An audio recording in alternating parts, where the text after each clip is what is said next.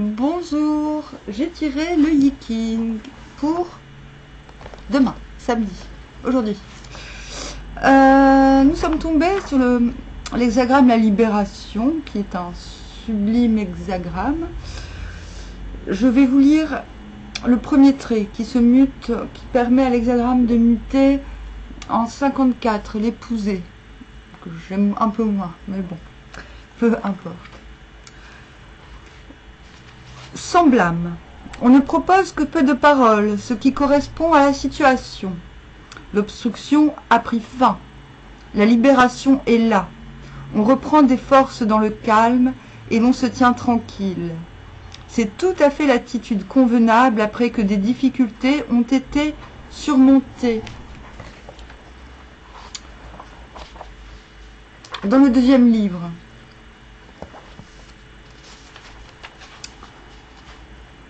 sans blâme. À la frontière entre le ferme et le malléable, il va de soi qu'il n'y a pas de blâme. Le trait est à une place forte, mais malléable de nature. Il se tient en relation de correspondance avec le 9 à la 4e place, situé à une place faible, mais en lui-même fort. Grâce à l'action conjointe de ces opposés réconciliés, l'ordre s'instaure dans l'ensemble et il va de soi qu'ainsi tout va bien.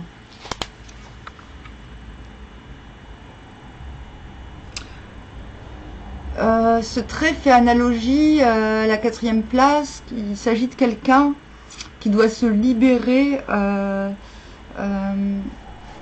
Donc vous êtes cette personne à la première place et la situation concerne une autre personne. Cette réconciliation se réfère au 4e trait qui lui doit se libérer de quelqu'un. Voilà.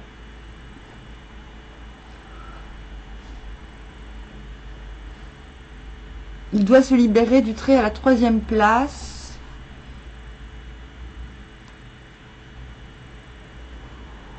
Afin d'œuvrer. Et non mais on va loin là, c'est très précis Yiking. Et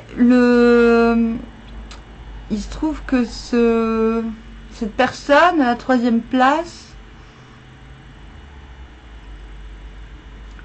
est quelqu'un qui manque d'humilité. Voilà, c'est quelqu'un qui va contre sa nature, qui cherche, qui attire les voleurs à lui, soit par trop d'arrogance, ou soit parce qu'il se plaint trop, bref. Voilà. En fait, vous vous réconciliez avec quelqu'un. Se réconcilier, ça ne veut pas dire, s'il s'agit d'un de vos ex, qu'on se remet avec, hein, ou un ami, qu'on repactise, mais on va dire que c'est une réconciliation qui apaise. On se met d'accord. D'autant plus qu'après, on passe au 54, l'épousée. Donc, je vous expose tout cela afin que vous ayez une petite... En fait, on vous conseille de vous libérer par une forme de réconciliation, qui, à mon avis, est plus un lâcher-prise, le fait de se tenir tranquille, le fait de ne pas se mettre dans un quelconque affrontement, puisque on vous dit que cette personne se libère de cet entourage obséquieux. C'est cela. Mais cela tend vers le 54. Donc les énergies vous demandent de ne rien entreprendre. Les entreprises apportent l'infortune. Il y a dans l'idée que la jeune fille qui devient la propriété d'un homme, il y a l'idée de surobligation, d'une situation qui demanderait beaucoup trop d'obligations. Et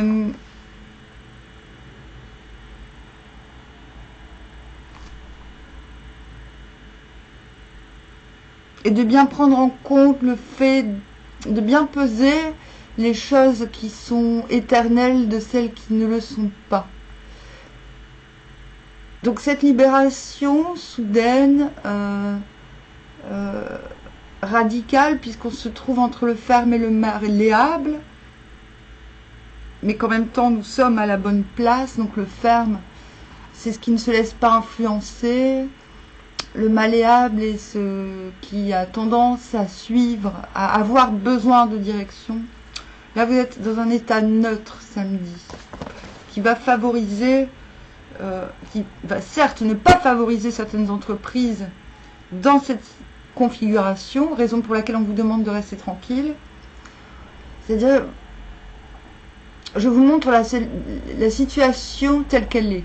Voilà, il y a quelque chose qui ne peut pas fonctionner dans la situation, vous le savez, mais il y a tout de même une réconciliation, un apaisement, une libération. Ok. Eh ben, il n'y a plus qu'à tirer les cartes, ma foi. Samedi 24. Oh!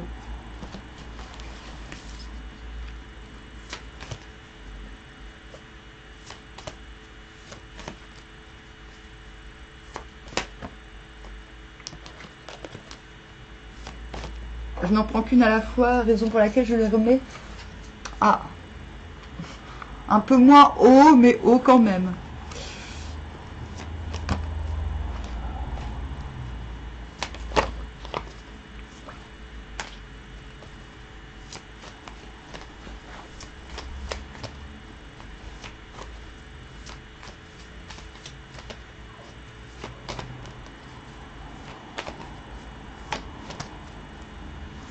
Ah, c'est bien. Cela confirme ce que je viens de vous dire. Bon, on a par deux fois l'idée d'un triomphe, de quelque chose qui est réussi, mais à quel prix? Voilà, ça c'est la carte du tout ça pour ça. Bon, ça, c'est le triomphe, mais c'est aussi la bonne idée. C'est aussi peut-être le sentiment de se dire... J'ai enfin gain de cause, où je sais enfin où me diriger, ou en tout cas il y a une idée de conquête favorable, d'esprit de conquête, mais on sait où l'on va, voilà. Mais avec tout de suite le tout ça pour ça, wow. Donc c'est pour ça qu'à mon avis cette carte là, c'est on a réussi, on a la réussite sur quelque chose, mais on ne peut pas encore l'exprimer au monde. C'est-à-dire qu'on ne peut pas, on a tellement déployé d'efforts pour si peu, finalement il va bien falloir l'admettre. Ça en deux de deck.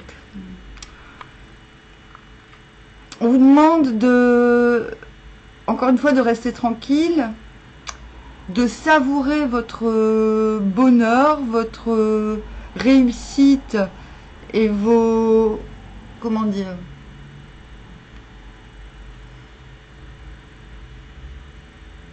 en fait, on vous demande de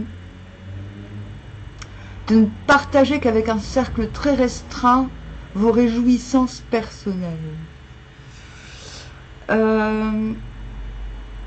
La carte du tout ça pour ça peut aussi indiquer non pas que cette victoire était vaine, mais que vous avez conscience qu'il ne faut pas trop œuvrer pour récolter trop peu, c'est-à-dire pour récolter si peu. Vous allez peut-être prendre conscience samedi qu'il y a des situations pour lesquelles il n'est plus loisible de se battre, de s'investir, ai-je envie de dire. L'enjeu, c'est cela. Lui, de toute manière, c'est pour ça que vous n'irez pas vraiment dans le monde affirmer vos nouveaux élans, vos nouvelles dynamiques, parce que le monde vous prend pour un ego, ils ont dire. Le monde vous dit, oui, c'est ça. C'est la carte du gars qui fait des chasseaux en Espagne. C'est pas vrai, il ne fait pas du... Sauf que c'est faux. Voilà. Ce gars, qu'est-ce qu'il fait? Il fait fleurir les fleurs là où il se trouve. C'est-à-dire, il est en train de concevoir, de regarder avec tout ce que j'ai, comment puis-je faire fortune, entre guillemets? Sauf que, non. Là, on a une image de lui, on se dit,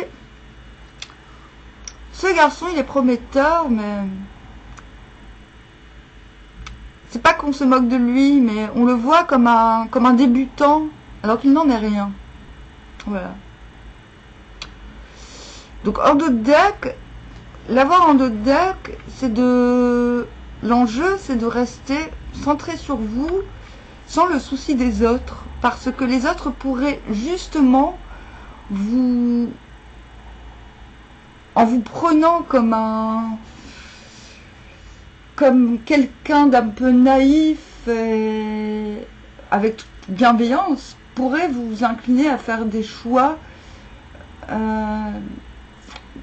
qui ne sont pas les plus prometteurs. C'est pour cela qu'on vous demande une certaine réserve dans vos réussites samedi, sûrement les jours d'après, ça dépendra de vous en fait. Et de moi aussi. Parce qu'il y a de fortes chances que ce week-end je fasse les signes de mai, je ne sais pas encore. C'est un peu pour ça que j'ai tiré le Viking, qui nous donne quand même une situation très précise et qui court, d'autant plus qu'il y a là un mi-temps qui tend à se transformer en autre chose. Donc, quelque chose va vous indiquer que les entreprises ne sont pas favorables d'un côté. Cela ne doit pas vous émouvoir, cela ne doit pas ébranler votre bien-être, votre quotidienneté. Bien au contraire.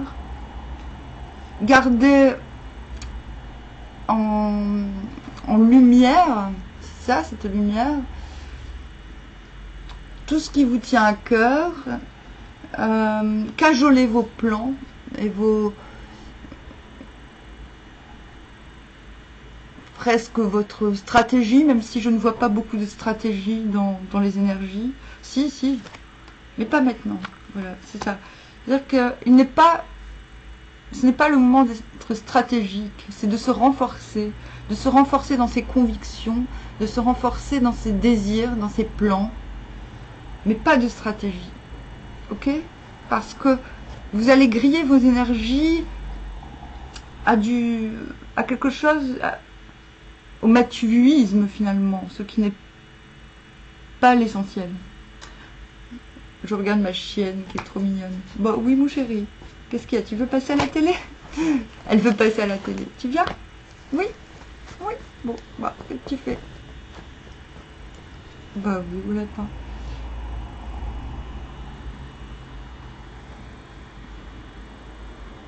Bon. Bah oui, tu sais qu'il faut pas m'embêter. Bah oui, c'est bien, c'est ça.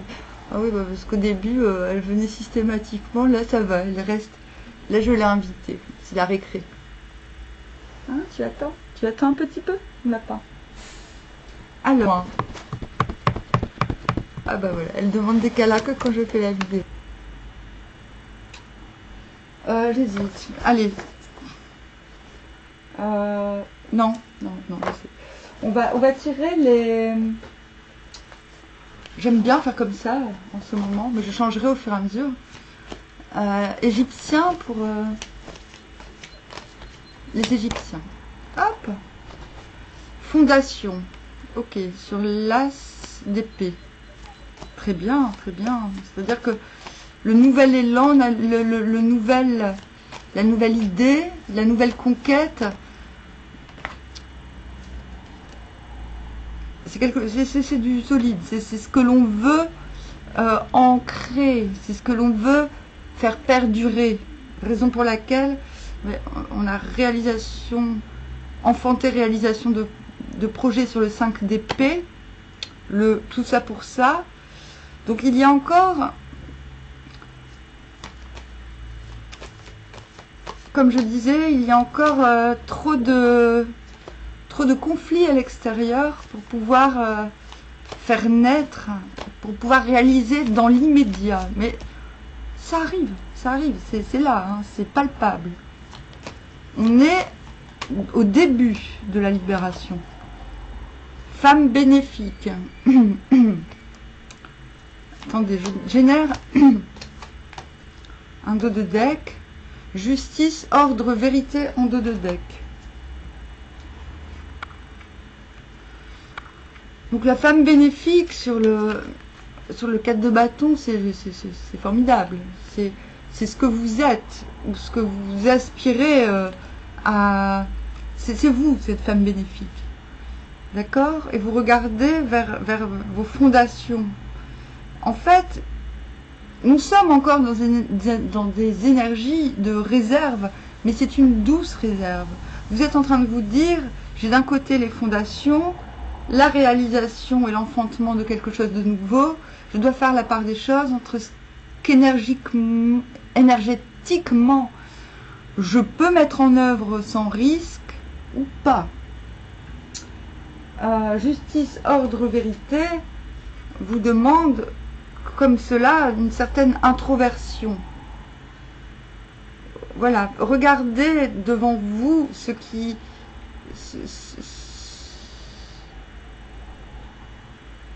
constitue votre matière propre. En tout cas, c'est la justice qui motive, qui est votre enjeu. Voilà, vous fonderez les choses de manière juste, c'est ce qui vous tient à cœur. Et c'est l'enjeu de ce samedi.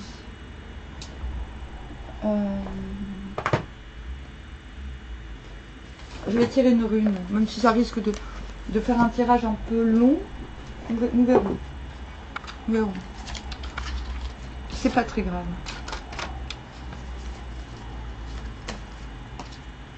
Alors, Uruse. Oups là. Je vais faire hop. Bon, vous la voyez quand même. Représentation au roc. Signification terrestre. Force, courage, détermination, opportunité. Signification spirituelle, initiation, changement de vie, destinée. Bon.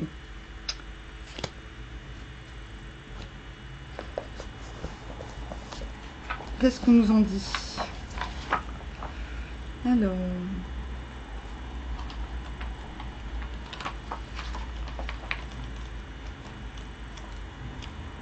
Uruse. Le sens littéral du mot uruse est au roc. L'énorme bœuf sauvage qui vivait jadis en Europe du Nord. Ainsi cette rune figure la force primale et le défi. Hop.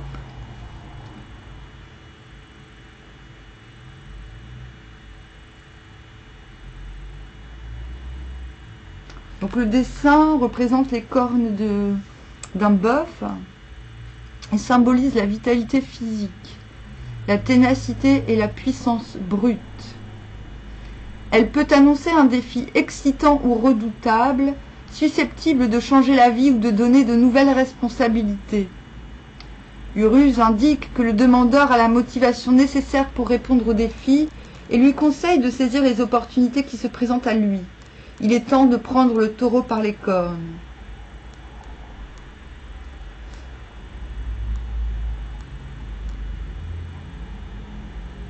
Donc le dieu, c'est le dieu Njord.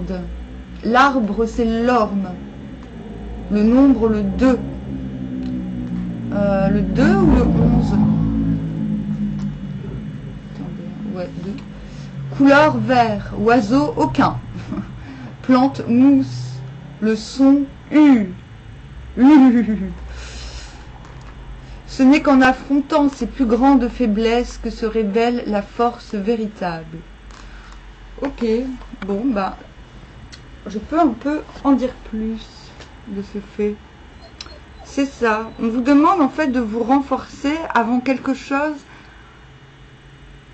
de vous confronter à vos propres faiblesses avant d'œuvrer, en fait.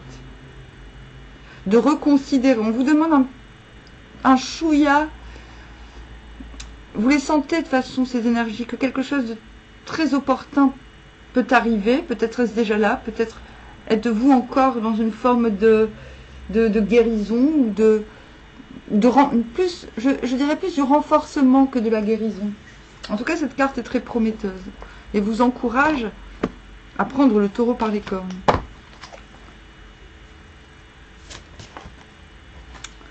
Et je suis tombée sur la carte Lamed chez les Hébreux, qui me fait aussi penser à un escargot. C'est la carte 12. Oh non, Popo, s'il te plaît. Alors, l'aiguillon de l'amour, valeur numérique 30. Signe astrologique, la balance. Signification, l'aiguillon. Rayonnement orange safran. Notion clé, le choix d'aimer, le pardon. Se relier au plus haut plan de lumière. L'étude, les sciences sacrées.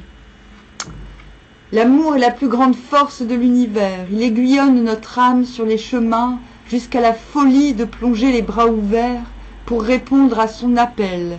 Car ce qui est sagesse pour l'âme est souvent folie pour l'ego humain.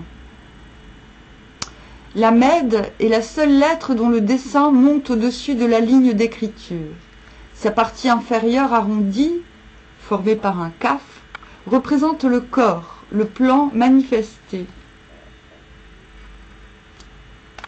La partie supérieure verticale, un vav, nous relie au plus haut plan de lumière et de connaissance. En méditant, en nous identifiant avec cette belle lettre, nous pouvons percevoir le point de jonction juste au-dessus de la tête.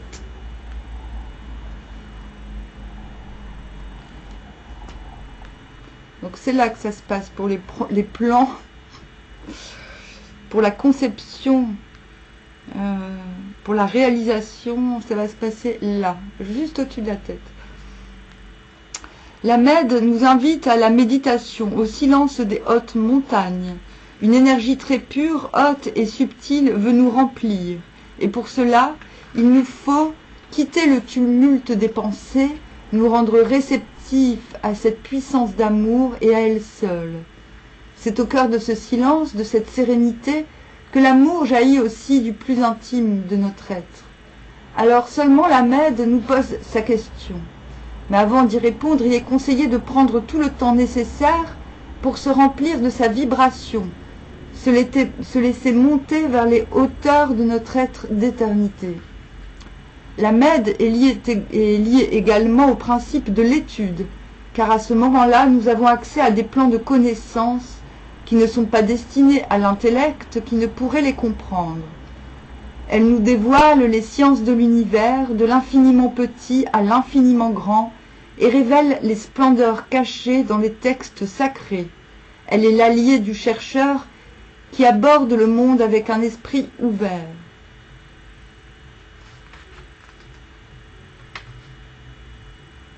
Je n'ai pas envie de lire le texte, parce que je veux rester centrée. Il y a un autre texte à lire. La prochaine fois, quand je retomberai sur toi, la Mède, nous le ferons. Donc, ce que je disais et ce qui m'est confirmé, c'est un besoin de se renforcer avant d'accueillir quelque chose de plus haut. High level. Ok? Donc, on se renforce pour accueillir non pas l'opportunité opportuniste, mais l'amour tout court. Sur ce, je vous souhaite un bon samedi et je vous dis à bientôt.